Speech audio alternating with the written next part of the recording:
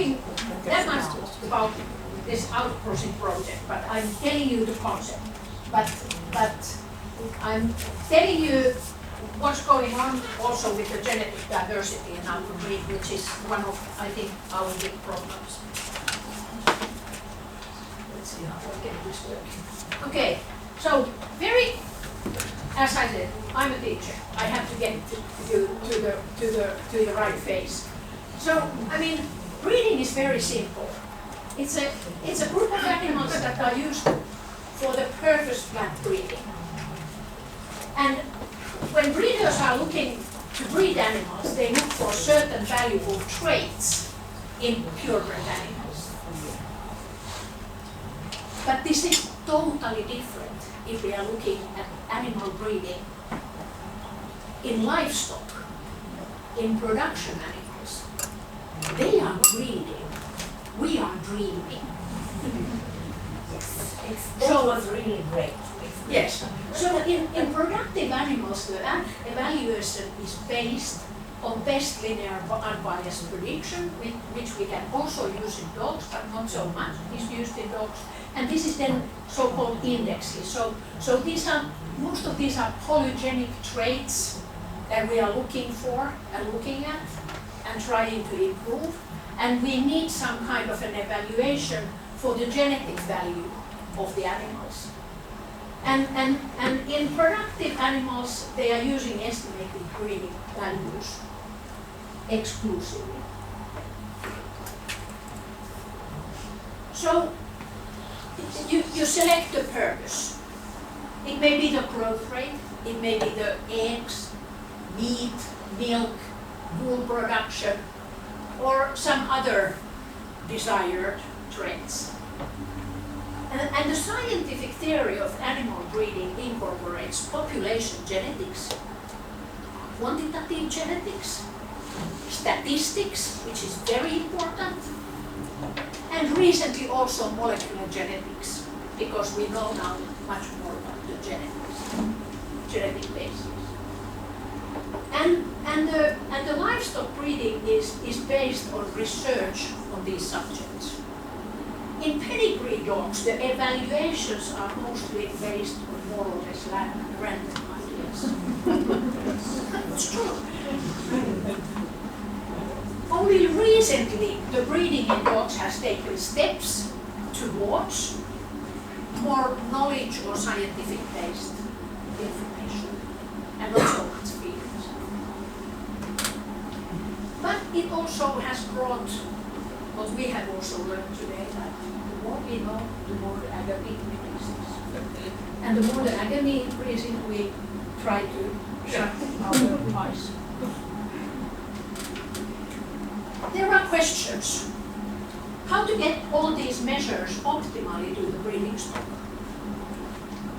Which is the breed? Do we need constantly to improve our breeds and dogs? Or should we rather preserve? This is something that has been discussed quite much lately. And then if we do need to preserve and not to improve so much, how do we evaluate this, what we are trying to preserve?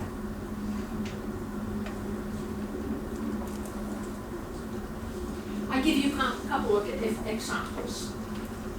And this is unfortunately quite famous example.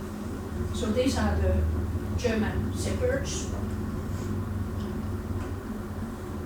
1940s, 1960s, 1950s and 60s.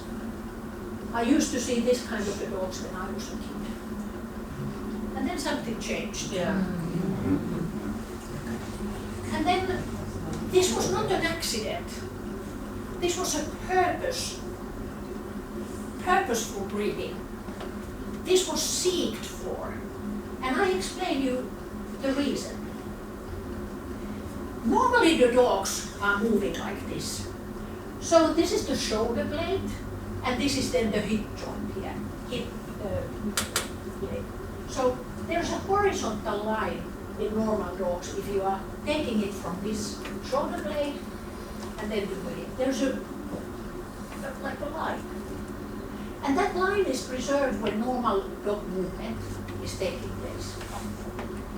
This wasn't enough for the German second readers.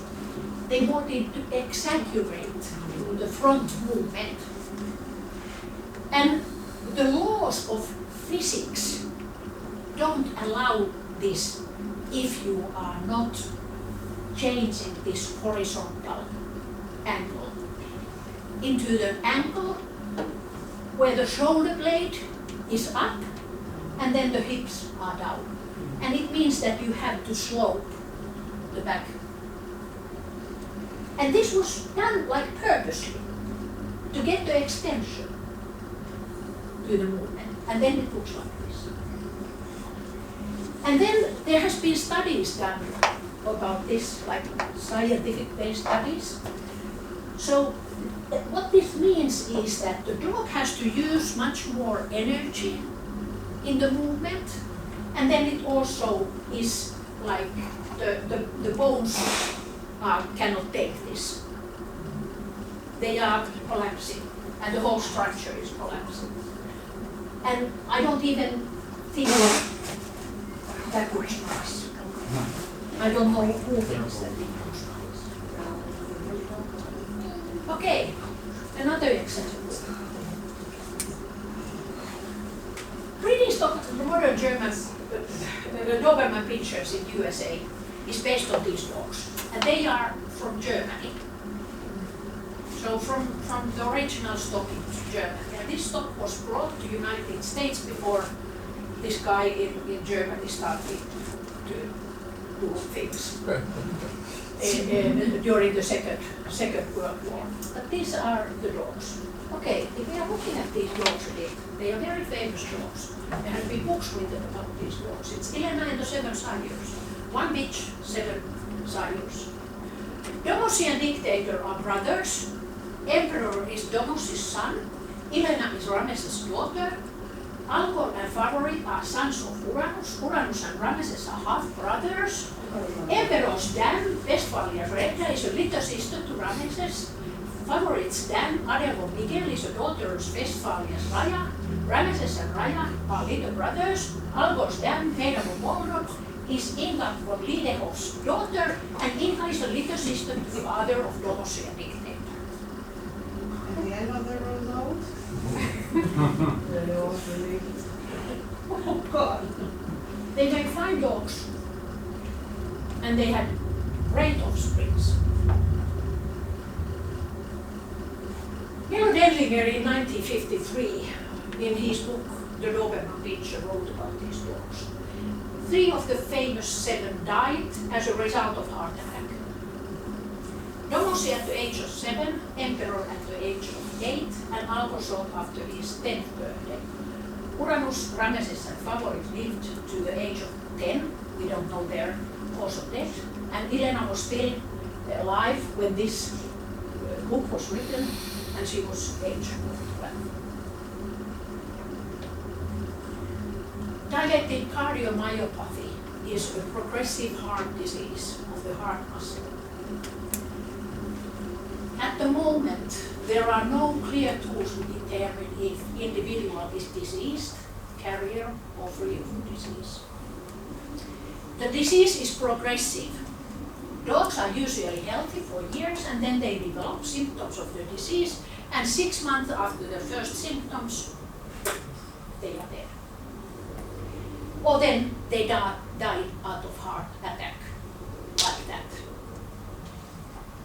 There are at least 3 genetic mutations detected. There are variations between the populations in Doberman Pinschers in Europe and in other parts of the world. So we don't really know what is the real genetics. And this is, again, genes that are only making like the dog possibly affected. And if the dog now has been used for breeding widely and in young age, he or she may pass this disease to the offspring, and this is exactly what has happened. And if we are looking at the population of Doberman Pinschers all around the world nowadays, In 2020, 72% of the population were affected, at least with one of these genes, and one gene copy is already enough to get the dog affected. And now this just continues. And we are soon in a situation where there is no a single Doberman Pinscher on this earth that wouldn't be prone to this disease. And this is one of the problems in the breed. They have more. They do have more. They have hepatitis also. Okay, example 3. What are the consequences, other consequences of intense inbreeding in isolated populations, which in dogs means one breed? This example comes from wolves. There is an island in Michigan. This is Lake Ontario, here is Canada, here is United States. There is an island called Isle Royale. And there was a wolf population there, and then it collapsed, and the population crashed and disappeared. What happened?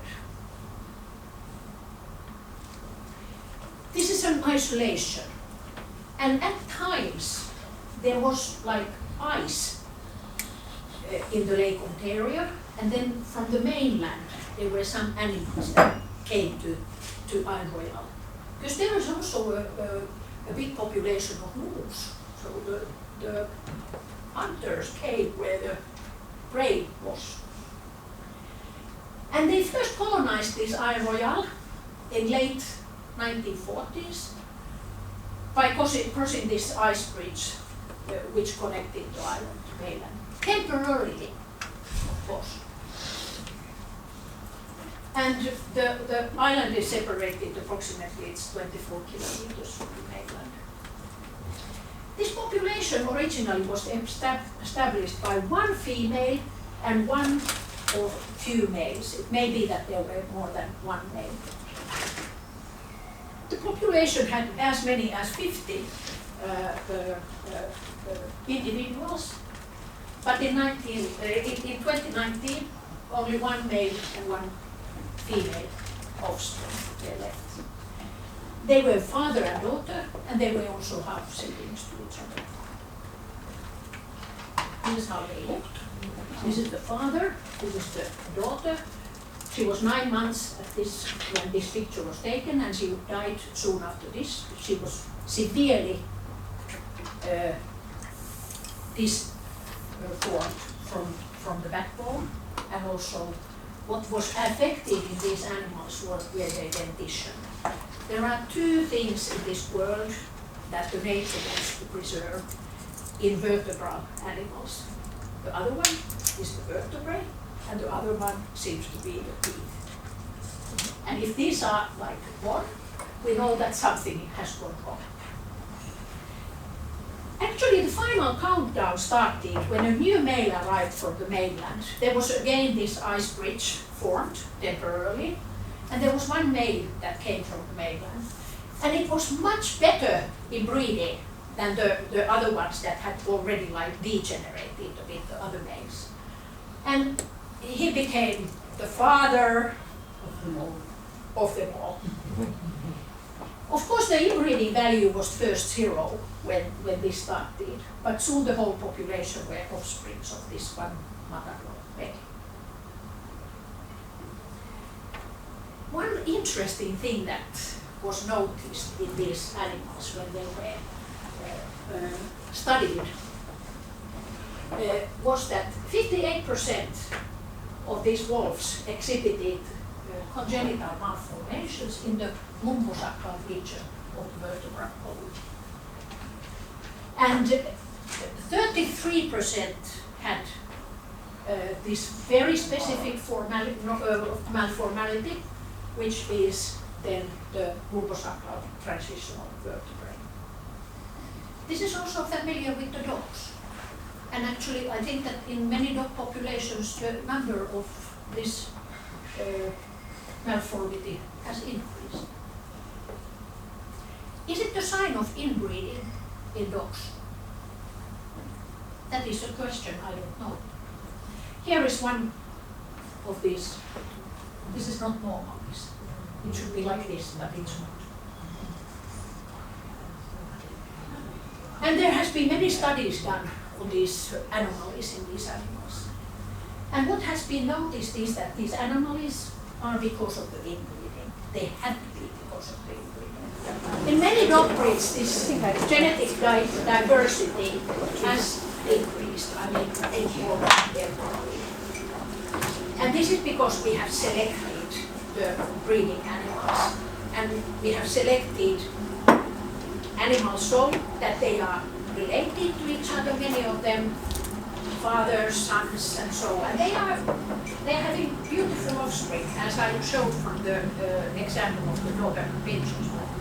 Nevertheless, we have decreased the genetic diversity. And there are consequences. The amount of autoimmune diseases have increased in many breeds, like hyperthyroidism, autoimmune diabetes, several blood cell-related autoimmune diseases like hemolytic anemia, and they are all belonging to the same category. Fertility in females and libido in males has decreased. And for instance, when I started with this breed many years ago, it was unheard to use for breeding a male that didn't start the females. It was unheard because there was no possibility for artificial inseminations. So those males that didn't breed, they were used for breeding. But this is different now. And then, of course, as a consequence of all these, the litter sizes have decreased in many breeds, and the vitality of puppies has decreased, and also the longevity of the animals in general has decreased. And this is like a kind of an evil circle that we are going around. We have a small population to start with, then we take this inbreeding into the program. We are losing the genetic variability. We are having a reduction in the individual's fitness and population adaptability. We have a lower reproduction rate, higher mortality rate, and then we get even smaller population, and then we are continuing with it. So there is no coming out from this. Okay, so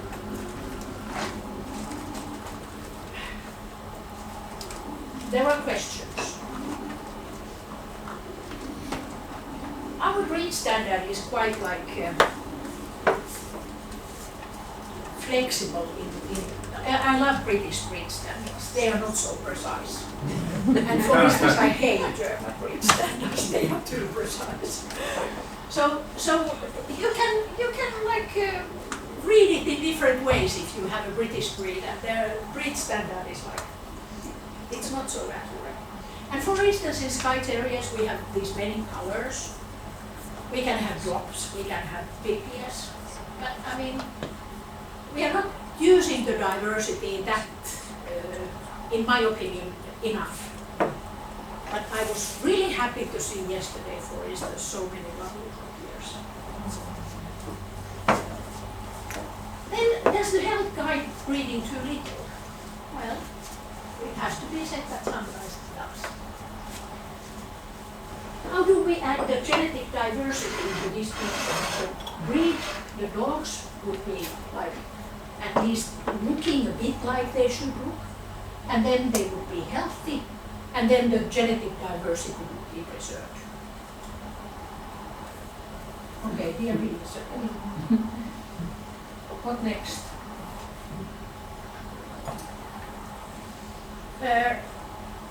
We have in many Nordic countries and in Finland also nowadays we have quite strict rules to guide people because it seems that they cannot guide themselves. So somebody has to guide them.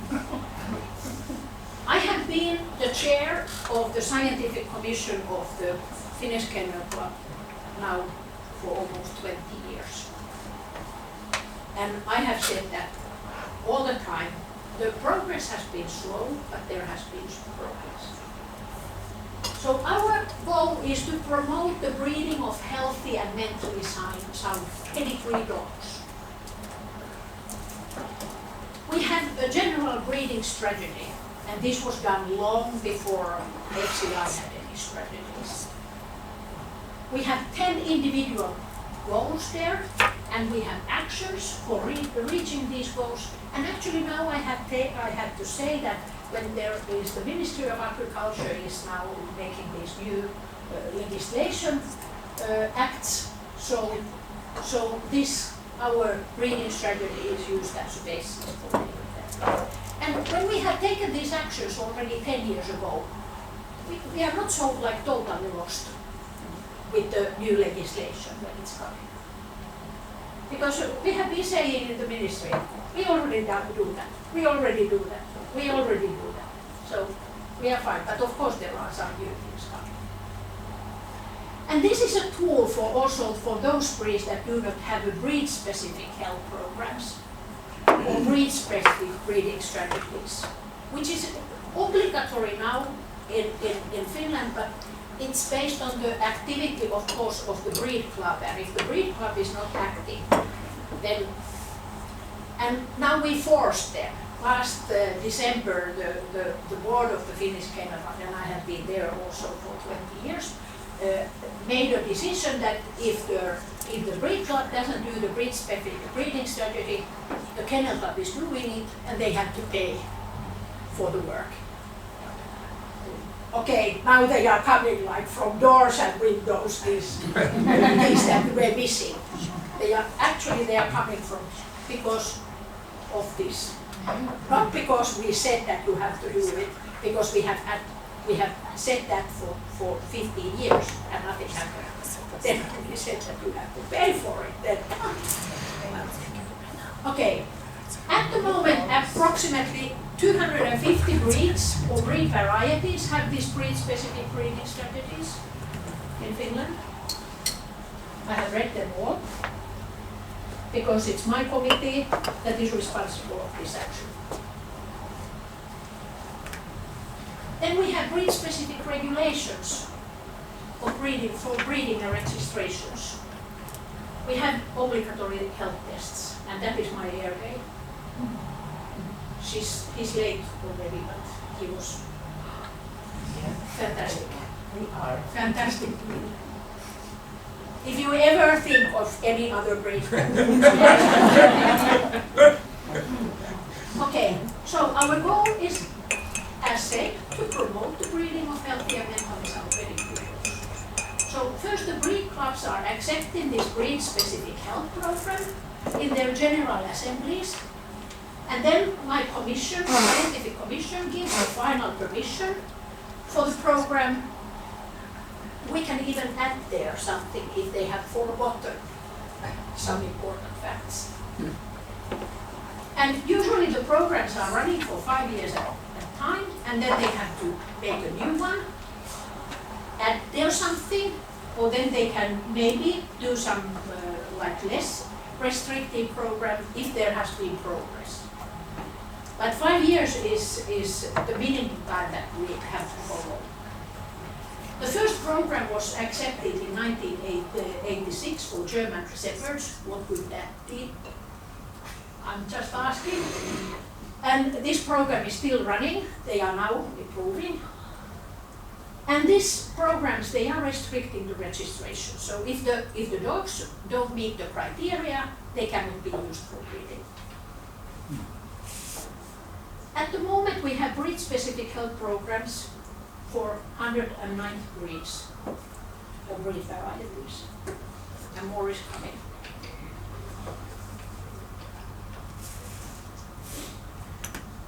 these are many of the tests and programs that we have. There are hips, there are elbows, there are elbow joint incongruity that we talked already, osteochondrosis, patella luxation, backbone screenings, eye diseases, hearing, syringomyelia, heart diseases, boas grading for the brachycephalic breeds, several breed and disease-related DNA tests.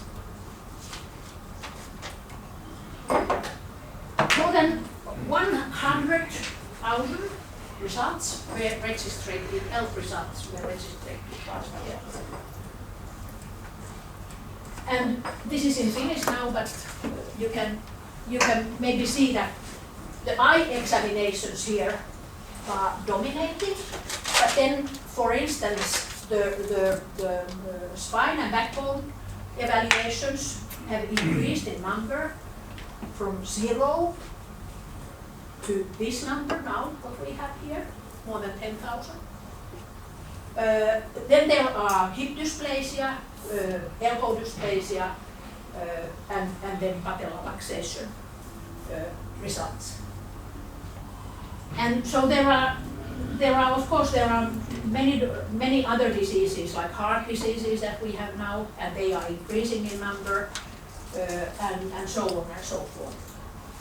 Actually, there is a practice now that we have these eye examiners, and when they are examining the eyes, they are also able to listen to the heart auscultation. They are able to make the heart auscultation.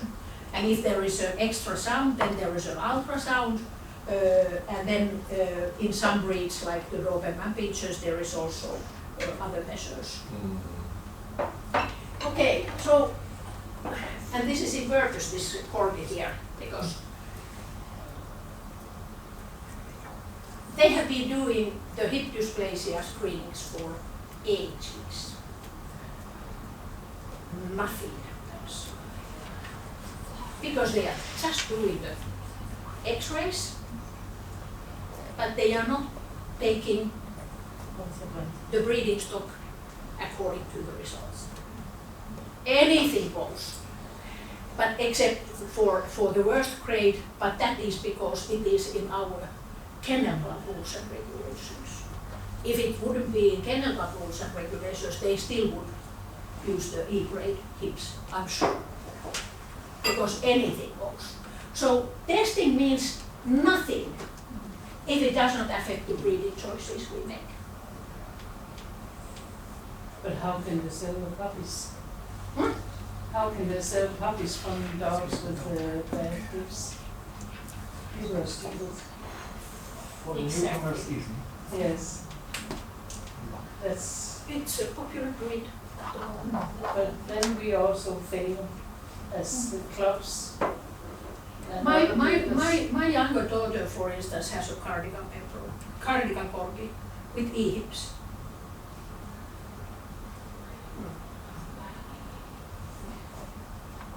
That is also a discussion we need to take, that we have failed. And I'm sure she's now free, and I'm sure that she's going to suffer it Yeah. in the older age. Other than that, she's really funny, but not for me. I mean, I would never take a shepherd in my life. Too much for me, too much activities. Okay, how to use then the population effectively in practice? What are the criteria for the dogs used for breeding? Is it success at the showing? What else? Health, balanced behavior, which I consider to be part of the health of the dog.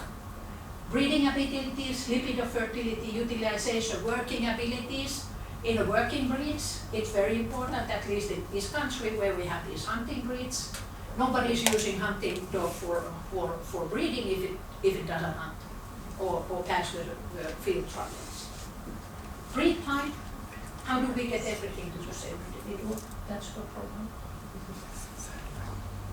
How do we use this limited gene pool? In all breeds, the gene pool has originally been limited since the beginning, because inbreeding was needed to get a uniform breed type, and it was one of the methods to go there. And then this kind of a strict in and line breeding has produced some top quality offspring. And then everybody's asking, why do we have to change? This is so good practice.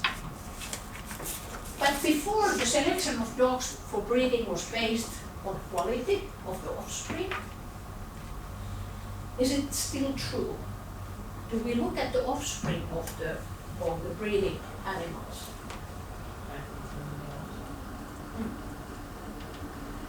Does the quantity produce quality? What is quality? Population should be analyzed, and this is the breed. What kind of dog we have in the population? What kind of individuals we are using in general for breeding? What is the health status in the breed? How we get this information, all this information to breeders? The matter of the truth is that breeding in many breeds is done by the males. Even everybody who breeds knows that the females are very important breed. But the males are those that are like spreading the semen, so to say.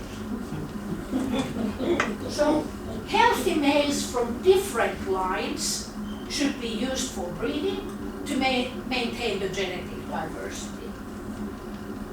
And heterogeneity to a certain extent should be tolerated, especially in appearance. I'm telling you, when I started, I was looking like this, my own breed. I only wanted to have them like this, and everything else was rubbish. That's rubbish, that's rubbish, that's rubbish, because that was how I was taught. That these are the good Skye Terriers and those are the bad Skye Terriers. And now I had like kind of started to tolerate a bit more and let the flowers bloom kind of a mentality if the important issues are fulfilled. And who am I to say to the other breeder what she should do or he should do? Who am I to say? I can give my opinion, kind opinion if it's asked. But there are many, nobody asks anything and they are still giving their opinion. What is the genetic diversity in Skye Terriers? We have to look at the inbreeding, we have to look at the numbers, and we have to look at the health. In numbers, I'm relying on Hanna. She's going to tell you what the registration numbers have been and are now approximately. And if we are talking about like hundreds of individuals. We are still in about 300 a year globally. Yes. And we were in thousands some 70 years ago. Only in Germany there were 600 puppies born every year. Yes. And now like almost 10 yes. maybe in Germany. And then for instance in UK they used to be 300 a year, and the bottom came in 2016 when there were 17 registrations in the country of origin. But all breeds are declining. We have these breeds, but I mean some breeds have kept up, but Skies are not so easily kept up in numbers. No, but what about the cans? I was shocked when I saw the cans were on the list of. But we still have can terriers in Finland in numbers also. So this might be a little bit off the track.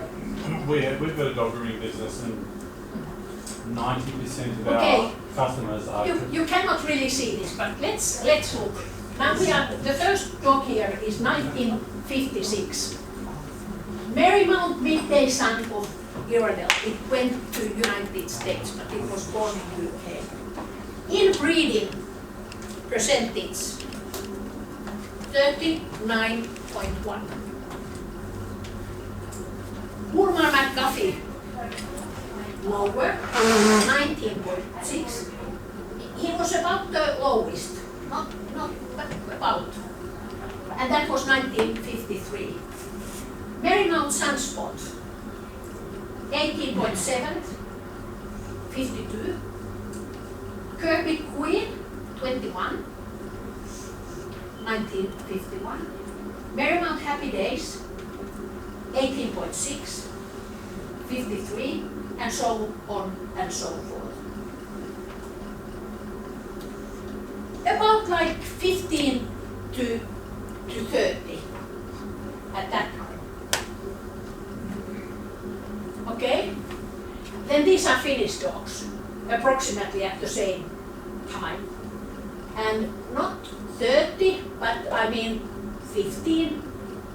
There is one Marymount Desire, but I mean, and that was important. But then, I mean, we are ranging there, and the time scale is approximately the same. And I would like to 50. point out that there are two dogs which are basically the basis of the whole population. That's the Wonder of Marymount and Marymount Beetle, which were the new start after the war. After the war. And they already had high inbreeding percentage, and they are they were behind by every Skye dog. Terrier Yes. at the moment. And they were actually the two dogs that the Lady Marcia Miles saved and They saved the started, breed. and started to breed the breed again from scratchies. Because the scratchies were destroyed by the Second World War. Okay. Are we doing better now? We are going into 80s, 70s and 80s. Percentages are higher. We don't see the rates anymore that would be lower than 20.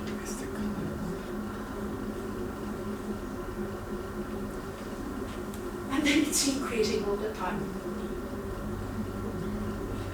Now we are reaching 40% of inbreeding. 69. Year 69, and it's already 41. Okay, you got the point, did you? If you didn't, I'm sorry. Then thanks for Hanna, because everything this work that is done is because of her craziness. Yes. Yes. Lunacy, but Yes, crazy. craziness. For pedigrees, for breeding values, and blah, blah, blah, and she has collected all the data. My best of opposite sex is here, and his father line with the inbreeding percentages. So, Jouko, 40. But we have in the pedigree also those that are 35, fourth generation. There are some a bit better ones. But if you look at the date, 66.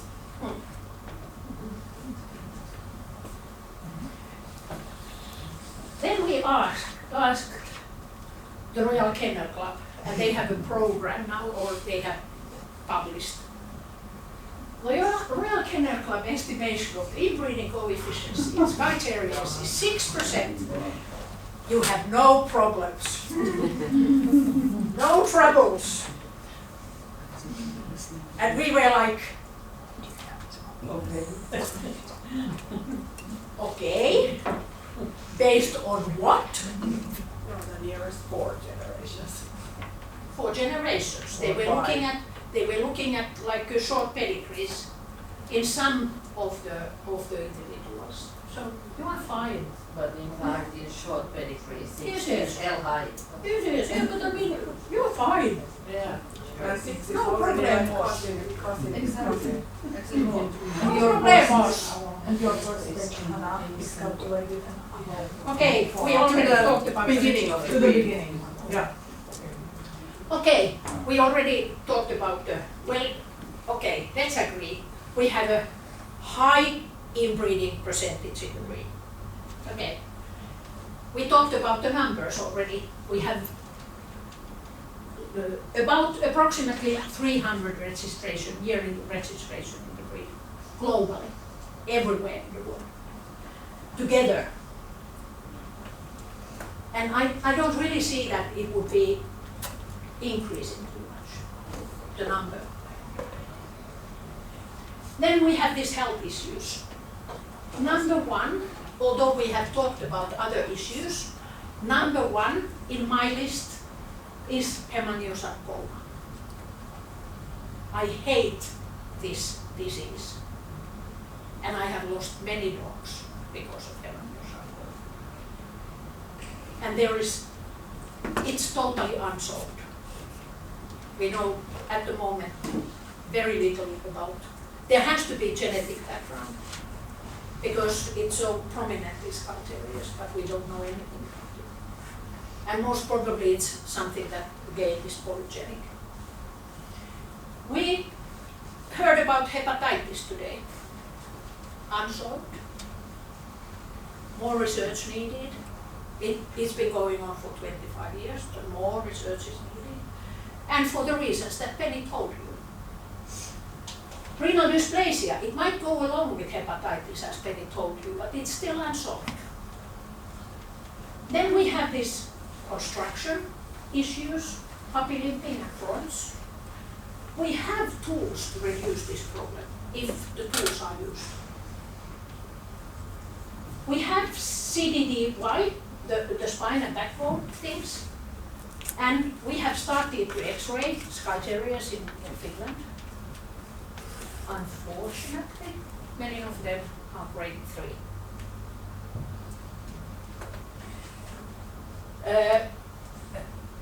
Is there coming a genetic tool for this? No, not at the moment, because it is also, as we heard from Vilma's presentation, it most probably is also polygenic. There are other issues that you can calculate these calcified discs, but and you have this gene mutation in all of our dogs, but there are other things that is going around here.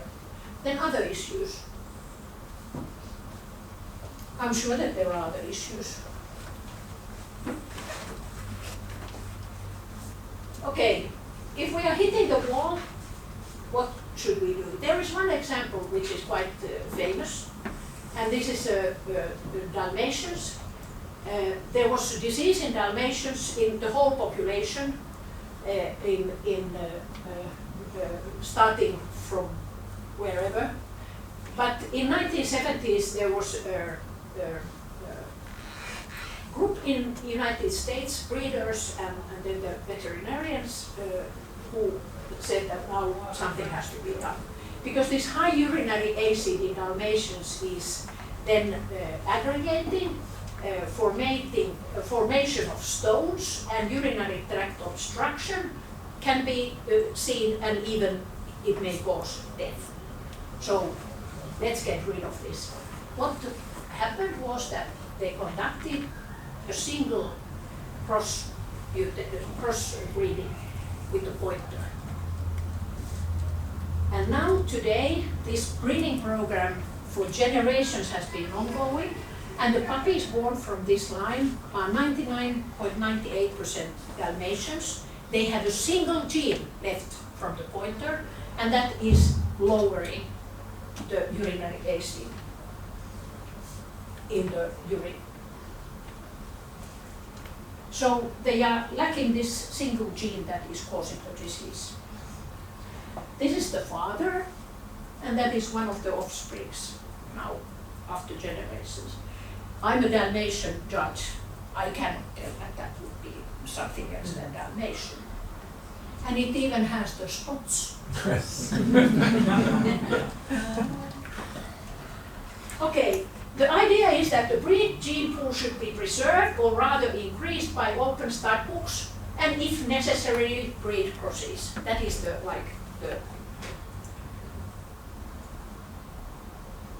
we should return to the basics of breeding history. So crossbreeding, for instance, and open stud books have been used always in dog breeding. But after the Second World War, this kind of a purity came into the picture, and everybody wanted to have only purebred animals in dogs. We have kept open stud books in Finnish original breeds from Lapland, Finnish Lapphunds and Laponian herders, and they have the highest genetic diversity in the dog breeds in Finland. Jack Russell Terriers in Finland have an open stud book. Saluki has opened their stud book. Now we are able to take their so-called like desert Salukis. And we have had some dogs coming from Pakistan and India. Lancashire Heeler has an open stud book. Border Collies and Australian Kelpies in Finland have an open stud book. We take those who are like herding, working animals, we take to the stud book. If they look like Kelpies, then they are Kelpies. Any breed where the dog originates from so-called original domestic population could be like having an open stud book, and then the population could be increased. Then crosses between breed varieties according to the FCI recommendations. FCI used to prohibit totally anything like this. But I was a couple of years in the scientific commission of FCI, and then we got this. I'm a very persuasive person when I get to that point. Okay. This picture doesn't mean that we have crossed French bulldogs. No, but they are one of the breeds that we have used for. So we have a special registry and instruction and guidelines for crossbreeding, like outcrosses between two different breeds. This program is only at the moment for the breeds that are in urgent need. I have to say that there has been a lot of debate about these programs internationally, also from the show community, because it's terrible and that a judge has to judge a crossbreed. Then there has been debates about the real benefits if only few or limited crossings are done. And then you are destroying the breed and so on and so forth. But the idea is to make an example to show what can be done if crossings are carefully planned and monitored. That it's like a one tool in the toolbox for dog breeding. And we cannot, of course, crossbreed every breed, and we cannot save every breed by crossings. That's not an idea. But these crossings have been done in the breeding history of breeds. There was a study 2017 published by Heidi Carker and Elaine Ostrander's group in the United States, and they showed the map of dog breeds, related dog breeds, and they also showed that there were at least 150 breed crosses done. Just looking at the genetics, which nobody knew anything about. So, why crossbreed? The most important question is why. Increase in the genetic diversity in close population, decrease in severe genetic breed-specific diseases that are widely spread or homozygote in the population, fixed alleles, so-called fixed alleles, decrease in behavior problems, increase in utility, decrease in problems caused by hypertypes and exaggerations, and increase in the general vitality and lifespan in the breed. Then what breeds should be taken into consideration? if you have a question why and you can answer that, then that also helps to determine which breeds. Breed that gives you what the breed needs. If the basic need is to increase genetic diversity, one should choose just a relatively common, relatively unproblematic breed. Not a breed with same problem traits or phenotypes. No idea to cross two rugby breeds.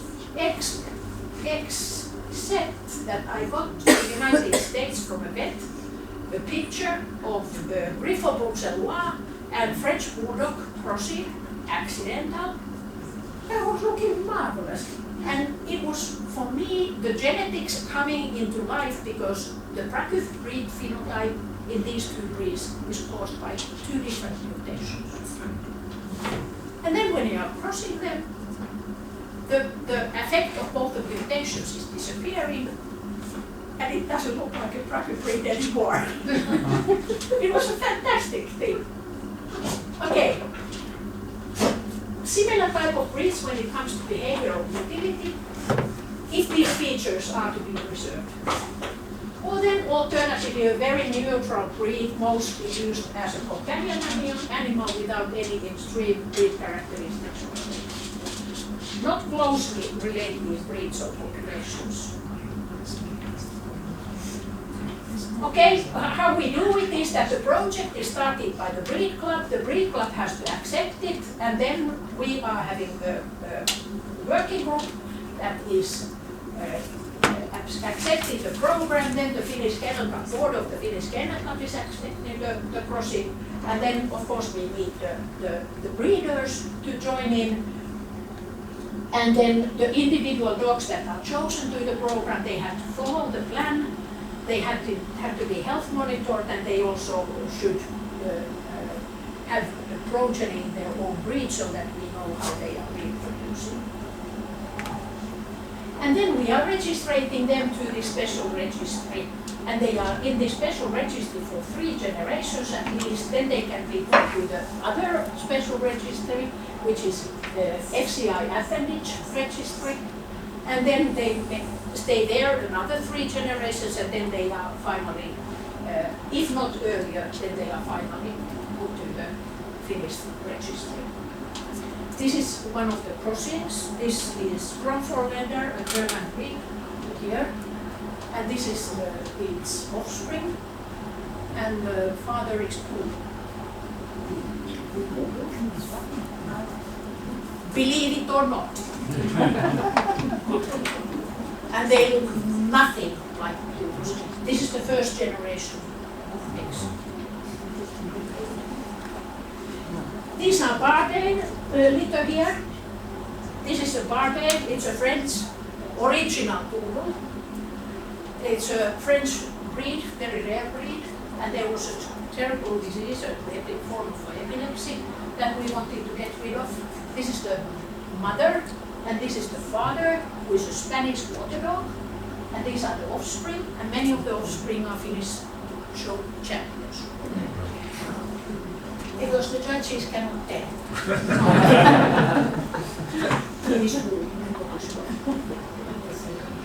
We have these several breeds in the program. German Pinschers, Brazilian Terriers. Brazilian Terriers are out of the program because they had a disease that they wanted to get rid of, but then we got a genetic test. And now every breeding stock is genetically tested, and they don't actually need this crossing anymore. Kronforländer has been crossed to Poodle, Tibetan Terrier, Parcel Russell Terrier. This is an ongoing Barbet. First we used Pot Aldermere Spaniel, but it was too small population and there was a disease that came with it. But now there is the Spanish water dog. It's not active, but they are activating it again. Then we have a Dutch Poikerhondje, and that has been now crossed with working Cocker Spaniel and Fallen, and it's a fun project. Some of the pups look exactly like Poikers, and some of the pups look like working Cocker Spaniels. Okay, but it's, and then we have French Bulldog Papillon, and several other breeds. Cavalier King Charles Spaniel is now started, just there is Beagle and Danish, Swedish farm dog, and also a there. And then we have, this is the most interesting, Leonberger. We have an international program with Leonbergers, which is collaboration with England and or UK, the Kennel Club and the local breed club there, and then the country of origin, which is Switzerland. And Leonbergers, because it's so diseased breed, they have all the diseases in the world. Okay, what is this? French.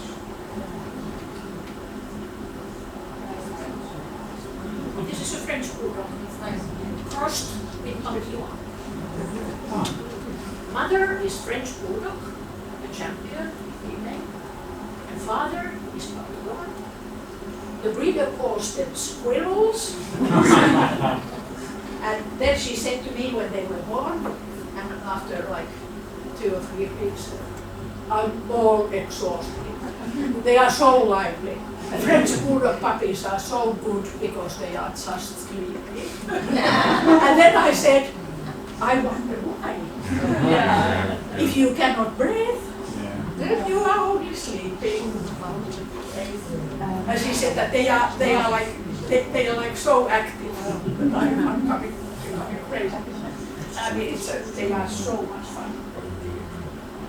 And you can even like kind of see something Frenchy in them. Yes, the wrinkles around the face are. And then when they are like health monitored, then they are used for breeding with the purebred French bulldog, and then we see what are the effects coming from the other genes, from the other genome. Can they reduce the problems that we see in the French bulldog? What is your educated guess? How many crosses you need before you get them stable lower in genome? It cannot Back to the lower breeding. Yeah, It doesn't take that many generations. but you cannot only do it once. No. We cannot do it all at once. We have a plan with French bulldogs that is lasting until 2050. With several. We have, yes. We have like there was one guy in the French bulldog community who was like a computer guy.